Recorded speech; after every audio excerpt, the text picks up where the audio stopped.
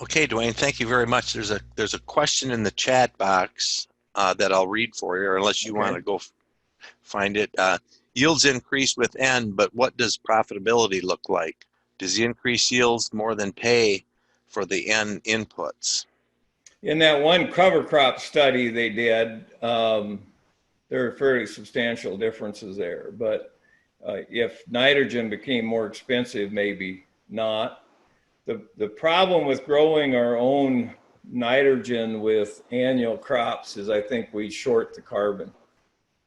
And it's very common for people who grow cover crops to say, well, that we had a little pathy. We had a little pathy in the spring when I planted corn into my rye crop or whatever.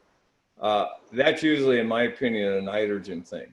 We do that kind of thing on a regular basis, but we always place the nitrogen in proximity to the row. And we get very high efficiencies on nitrogen. Now we're starting to do perennials where we actually have alfalfa mixes back in that perennial phase. And that is our hope there, is to take care of a lot of the nitrogen needs.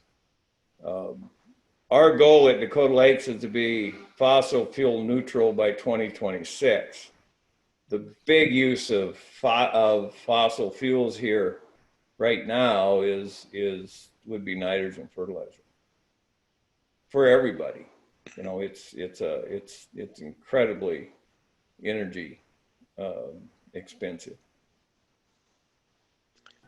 I would just note there is one question in the chat box about the agro-eco-management paper.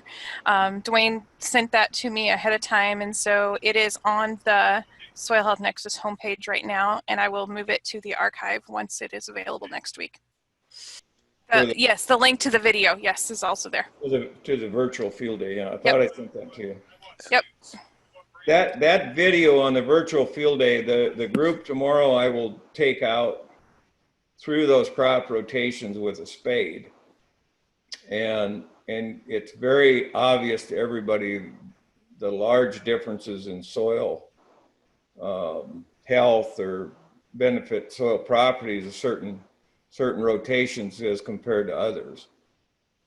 We've had quite a few scientists, and I have a graduate student right now, that are trying to define that in terms of soil properties you can measure and whatever, and that is proved to be elusive, but it's perfectly visual to anybody that goes out there and looks at it. And they did an excellent job of catching that. They had some really good video equipment evidently, but we went out and actually went through that with the video people, and it's incredibly good.